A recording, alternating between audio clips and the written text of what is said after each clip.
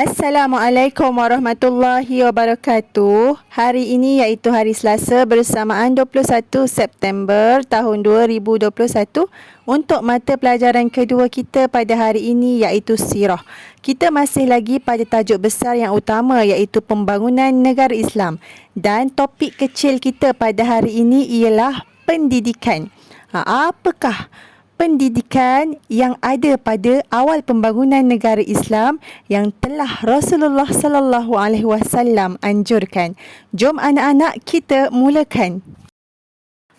Pendidikan Al-Quran merupakan pendidikan yang paling utama yang telah dianjurkan oleh Rasulullah sallallahu alaihi wasallam pada awal pembangunan negara Islam. Sebenarnya anak-anak, pada permulaan ataupun peringkat awal perkembangan Islam, Rasulullah sallallahu alaihi wasallam telah menjadikan Rumah Al-Arqam di kaki bukit sebagai pusat pendidikan Al-Quran.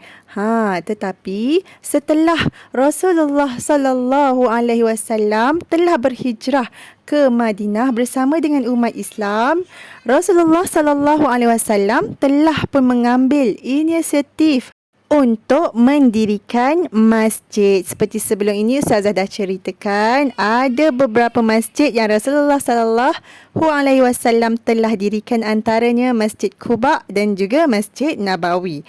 Dan buat pengetahuan anak-anak, masjid yang Rasulullah sallallahu alaihi wasallam telah dirikan ini berfungsi sebagai yang pertama tempat penyebaran agama umat Islam dan juga kedua sebagai tempat untuk mengukuhkan kesatuan umat Islam.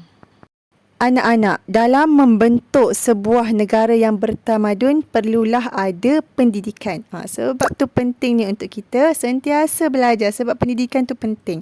Nak tunjuk betapa pentingnya ilmu ni sebenarnya, pada awal Rasulullah sallallahu alaihi wasallam menerima wahyu pertama pun dah menunjukkan yang mana Islam mementingkan pendidikan. Betapa Islam juga mementingkan pendidikan, kita dapat lihat dari mana? Wahyu pertama yang diturunkan kepada Rasulullah sallallahu alaihi wasallam yang telah disampaikan oleh malaikat Jibril. Ingat lagi tak surah Al-Alaq ayat pertama? Firman Allah Subhanahu wa taala berbunyi, Iqra bismi rabbikal lazi khalaq, yang membawa maksud bacalah dengan menyebut nama Rabbmu iaitu Allah yang menciptakan. Maksudnya, daripada ayat ini jelas menunjukkan kepada kita semua bahawa cara untuk mendapatkan ilmu pengetahuan itu adalah dengan 3 perkara: membaca, menulis dan juga memahami. Sebab tu kita kena belajar rajin-rajin supaya kita pun jadi umat yang bertamadun, yang terkehadapan. Dan satu info yang boleh anak-anak dapat juga, setelah Rasulullah sallallahu alaihi wasallam menerima wahyu daripada Allah, pada zaman itu baginda iaitu Rasulullah sallallahu alaihi wasallam sendiri telah meminta Zaid bin Thabit menulis wahyu yang telah diterimanya. Okey, dari situ nilai pendidikan di dalam Al-Quran sebenarnya mempunyai peranan penting dalam sosial, undang-undang dan sebagainya. Kalau kita tahu setiap maksud yang telah kita baca di dalam Al-Quran. Jadi anak-anak, syukran atas tontonan video pembelajaran pada hari ini. InsyaAllah kita bertemu lagi.